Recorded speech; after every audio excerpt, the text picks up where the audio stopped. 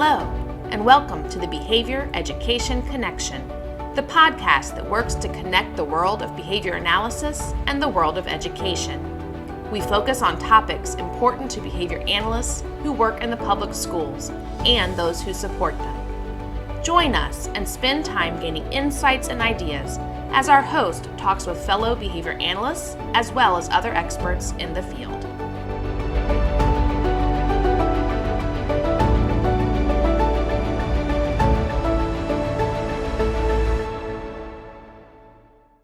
Hello, welcome back to the Behavior Education Connection. I'm your host, Dr. Selena Layden, and I am excited and delighted to have one of my good friends on today, Karen Berlin. Hi, Karen. Hello, Selena. Nice to be with you. I am so glad that you are with us today. Can you introduce yourself again to our audience? Sure. My name is Karen Berlin, and I'm with the Training and Technical Assistance Center at George Mason University. And our mission is to support public school-age personnel in their delivery and instruction of special education. So we do all things special ed, which means gen ed as well. And I've been at BCBA since 2012 because behavior is certainly something that is a part of every student's experience. So nice to be with you. Great. So today we're going to go ahead and delve into our topic. And what we're talking about in the big frame today is systems change. And I know a lot of our listeners, depending on their role and what they might have going on their responsibilities, don't always know how they fit into system change or what that can look like for them specifically. So when you think about school-based behavior analysts and systems change, what are some of the things that you kind of think of as far as how our school-based BCBAs can be involved in some of these processes and initiatives? Yeah, that's a great question. I think sometimes it feels daunting or unreachable because systems sound like such a big word. And think about school board meetings or policy changes. And, so often we think if we could just get the voice to that top level and then get a decision made, then, that would ripple down and change everything. Um, but the research actually shows that systems change happens at every single level, from the individual interaction with the student to the classroom level to the department to the school to the division to the region to the state. And because everything is working in a system. And I think, that if you we're going to have one question, it's basically what can I do and how can I do what I do in such a way that it's not dependent on me? And when we look at capacity building, when we answer that question, we're looking at the systems that support whatever it is that we're focused on. So if I was supporting an individual student and I was externally providing feedback or reinforcement or a certain schedule of acknowledgement, I would want to be thinking, how could I transfer that to a self-monitoring system? What um, is in the environment around the student that might be organic or naturally occurring reinforcement? But how can I diminish the need for me so that there is a system that will sustain? Because I know I can't always be everywhere with my person that I'm supporting. So that the way that we think about that, like what needs to be in place for this to continue, whether I'm there or not. And then when we look at, we kind of graduate up to from an individual student to a classroom, like what are the effective systems in a classroom that can support independent um, accomplishment of the things that I want to see in place. So then we look at classroom routines and procedures, like how do we enter the classroom? Where do we put our things when we come in? How do we get our work? How do we move around to stations? What do I do when I need help? So explicitly teaching all of those things and providing the acknowledgement and the error correction on those things so that those systems are really taught and learned. Um, that kind of helps keep that classroom environment a safe and predictable place that the student can function, whether the behavior analyst is there or not. And a lot of behavior analysts may not be at that micro level. They typically are supporting the adults in those environments. So then I would be thinking about, well, what is the system that can support those adults to support those systems, right? So then I'm probably going to be thinking about how can I support adults? Well, the first thing we always go to is training, professional development, but I have to kind of stop and think, would do they have the skills or not? Like, is it a skill deficit or a performance deficit? When I have that data, then I look at, okay, so regardless of what that answer is, what systems can I put in place to sustain those adult actions that I want? So is it a denser ratio of reinforcement? Is it more feedback? Is it skills training? But that kind of takes us into coaching because we have to move beyond PD and look at those opportunities. Like, do we have authentic data? Do we have opportunities? Are we in a relationship to give feedback? Is feedback invited? What kind of feedback? But that's a long answer. I can keep going up the cascade, but I think it's looking at what is it that identifying the change that we want to see, identifying what the outcomes that are going to are going to show that that change has taken place, and then thinking about what needs to be in place for that change to be sustained, regardless of my involvement or not. And so I think particularly for behavior analysts, who typically have a widespread array of responsibilities. They don't typically have the luxury of just being one place with one person or one set group of people. We have to think about systems change. Like, as much as we love our people, and those relationships are really important, we've got to constantly be thinking about what is the system that I'm trying to build, what is the system I'm trying to repair, or what is the system I want to enhance so that it is going to be continuous. Yeah, and I think that school-based behavior analysts are actually very well situated with our unique skill set to influence systems change, right? I think that there are some very specific skills that we come with that I think are really helpful. I think about things like data collection and data analysis and making database decisions. And not that we're the only ones who can do that by any means, but I think we tend to be pretty good at those skills. Are there other skills that you think that we bring to that situation that can be helpful? I think the data collection and analysis piece is huge, and I think our reliance on data to make our decisions is huge. And so by that, I mean the data kind of informs the practice, right? So I think some of our practice is making the invisible visible. So we have tools like practice profiles, like fidelity checklists, like observation tools, and things that enable others to either self-monitor or, support one another in looking at what is actually happening.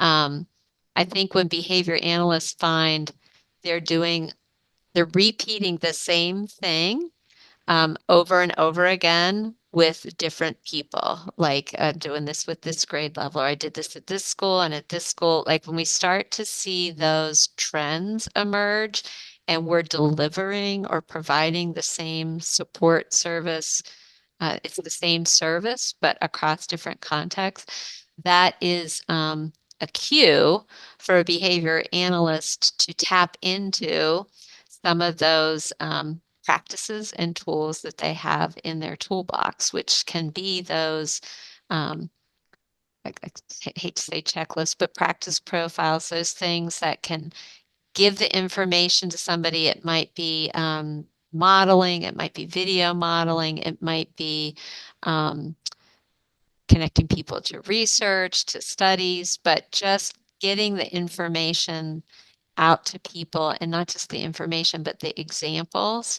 And I think the biggest thing, well, I don't know the biggest thing. I think I just said data collection was the biggest thing. But I think our skills and knowledge and understanding around the importance of feedback and the frequency of feedback and not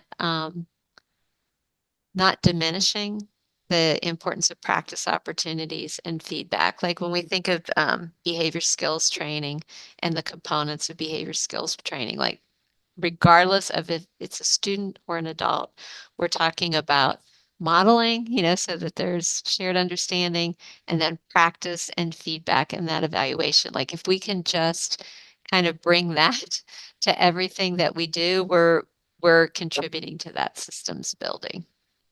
So you make a lot of really good points, and it reminds me, I had a colleague one time, and this has stayed with me many years, that systems change is not fast, and that it's kind of like turning the Queen Mary on a dime, right? Like it doesn't happen like that. And so it's a wider turn. It takes a while to make that change happen. And so I think sometimes it can be frustrating when you're used to being able to affect change relatively quickly when you have these organizational changes that really are going to take a significant amount of time to see a true change in culture and practice. So, what's some advice you would give to our school-based Mm. BCBAs if they're kind of stuck in the middle of the slog right now of like, I know where we need to be, and I feel like we're taking the right steps, but we're not where we need to be yet?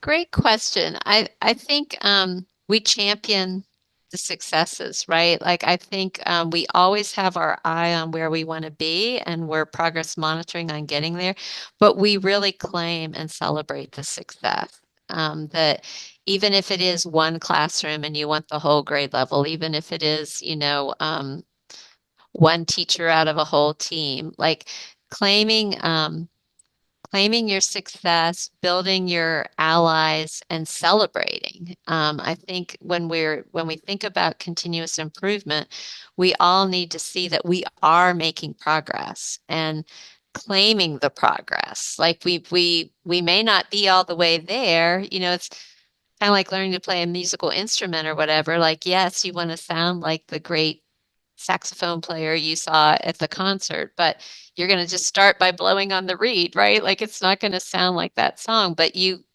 claim the victories along the way. And I think understanding that from the beginning and reminding ourselves that effective change takes time. Quick success is usually just that. It's quick-lived. It doesn't typically last long. But you know, measuring and celebrating the progress toward the change.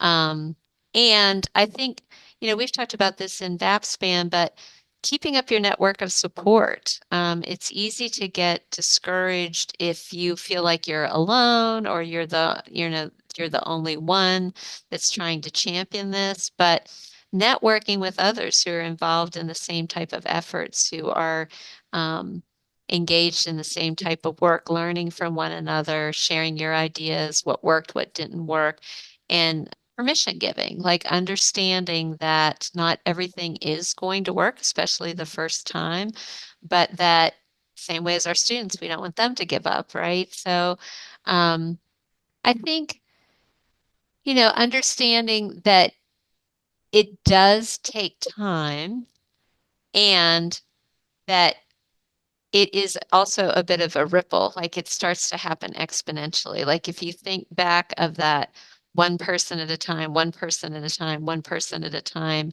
change, it would take centuries before we would get a whole school to be where we want them to be. And then we'd have to start all over, right? Because things would have changed by then. But as we're building those systems, it can be both and. Like we can have really significant change in one person, but not the whole systems change, but we're working at both. And so we can claim that as a success. And then we keep um, adding on and adding on. Yeah, it almost sounds like reinforcing successive approximations a little bit. Absolutely, it does. Thank you for that vocabulary. That's what I love about talking with you, Selena. Oh, well, and it's funny because I think our behavioral principles really do play on organizational change, just like they do on individual behavior change, right? Hmm. And so taking our processes and our science and our technology and applying that to organizations is a very effective way to make that organizational change as well. Because really, we're looking for people to change their behavior. And the way that we do that is through the science of behavior. So I think that you make some really great points. And I really love the positive outlook as well. I think when you're in the middle of the slog, sometimes it's easy to kind of feel like, oh, this is never going to change or this is never going to get better. But recognizing those Hmm. small steps that have changed and celebrating, well, maybe not all 25 teachers are doing this, but I have three that have made a huge change and Hmm. things are going well. And then capitalizing on that change and that success to say, like, look, that classroom is running so much better, or that school is doing so well. Yeah. People notice that and they make change based on that too. You're exactly right. And my mind is thinking of that visual that you talked about turning the ship, turning the barge or whatever. But I actually had the opportunity down in the Keys in southern Florida to watch one of those giant cruise ships like try to get out of that. It's a very narrow space. And as you were talking, I was thinking that is exactly right. Like people were gathered round watching this because everyone expected it to fail. It appeared to be too large of a vessel to effectively make that change. And so people were stopped walking around. People, paused around the area to just watch the ship to see, is it possible? Like, could it happen? Because it kind of looks, a bit like an impossible task. And what I was thinking about that is there's a lot to learn from that illustration because it's very careful and it's very methodical. I think, in sports and things, and in business, we hear the phrase, move slow to move fast. Hmm. But it is not like a back up and, barrel out of there. It's very calculated, it's very methodical. People are making measurements all along to see, is this little turn we're making right now effective? Do we need to adjust? Because we need to adjust in the small steps. We can't adjust if we run into the other ship or the other wall, right? So I think that um, I won't keep playing it out, but there's a lot there because it's almost essential that we move slow and understanding that each step matters and that moving too fast and just being focused on getting out may be the very reason that we get stuck and we never get out, right? So just thinking about the process of what are those small steps when we talk about systems change? Some of that's buy-in and engagement. Like we're not just the solo captain. There's sensors all over that boat, people all over it giving feedback, right? Like we need a team. We need buy-in and engagement from across multiple stakeholders, right? We've got to be looking at the data. Like we may have ideas about what works, but truly design is different than implementation. During implementation, we get feedback. We see what's working and what's not working, and we adjust, right? So I think, but sticking with that analogy, like when you finally get to the boat getting out, like, whoa, once it's out, like it's off. You're quickly seeing it going off into the horizon, but it took a lot of um, slowness and a lot of intentionality and all of those pieces for that change to take place. And so, in addition to what we've talked about, I think I don't know what the exact word would be, but just patience, like not giving up, not needing it all at once, but understanding it is a process and celebrating those incremental steps along the way. Yeah, I think the analogy is great because the other piece I think is that not everybody sees all of the pieces moving, right? Like when the ship is turning, you don't, if you're the captain, you still don't see what's happening in the engine room, and you may not see what's happening when the tugboat comes out, whatever the case may be. And I think schools are really similar, right? The superintendent's office may not see all the pieces that have to happen in the classrooms and vice versa.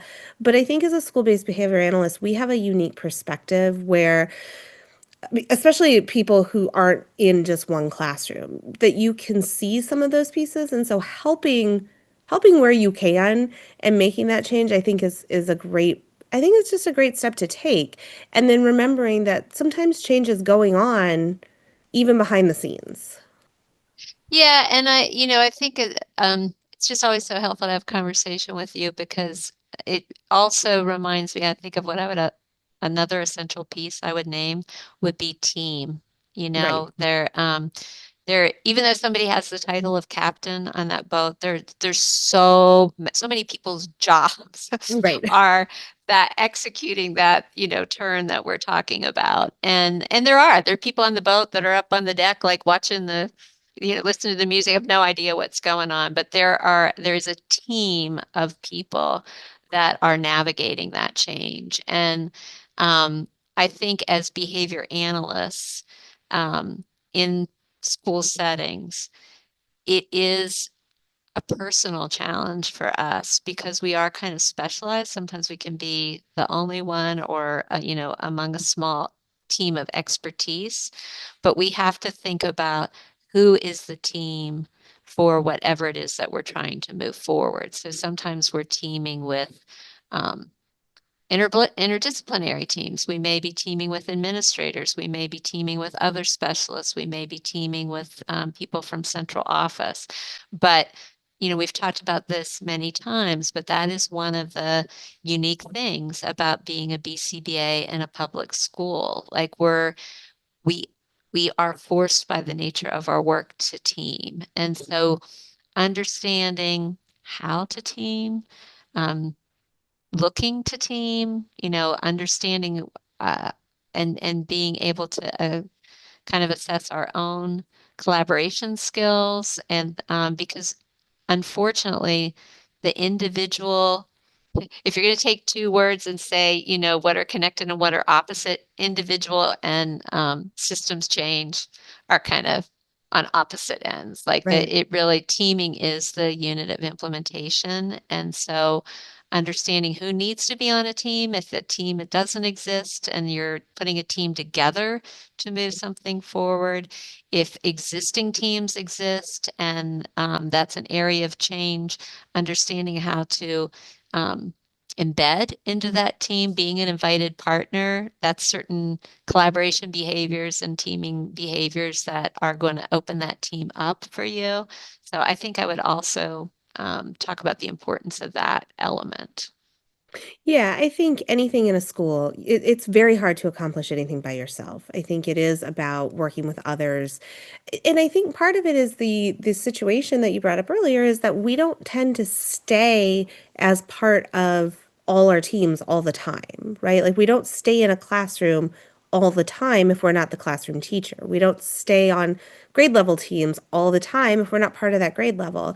And so, same with organizational teams, unless we really are, central to that, we may only be part of that team for some of the time, or until the team has accomplished what it needs to, and then the team may not need to exist anymore. So, learning how to work with a lot of different teams is a really important skill. So, well, I think that actually kind of wraps up where we are today. So, Karen, do you have anything that you want to add before we sign off? No, just thank you, Dr. Layden. It is always a great experience to talk with and learn from you. And I think that would just be the final thing is um, encouraging everyone to do that. Like whatever it is that you are engaged with, find your thinking partner, find your conversation partner, because we all have the same base knowledge, but in the conversation, we ignite thinking about different components of things that we know. And so, um, it's just good for us to be in conversation together and to listen to these podcasts and these conversations that we can learn from conversations that other people are having. So thank you for all you do. Well, I appreciate the plug, and as always, I appreciate your time, Karen, and your perspective. You have such a wonderful perspective that you bring to the work we do. So thanks for joining us today. I appreciate you. Thank And you, to Selena. and to our listeners, we will see you on our next episode. Thank you for joining us on this episode of the Behavior Education Connection. Join us next time for another great conversation about behavior analysis in the schools. And don't forget to subscribe so you don't miss out on an episode. Sending out a special thanks to the Virginia Department of Education for supporting our work. We look forward to connecting with you all again soon.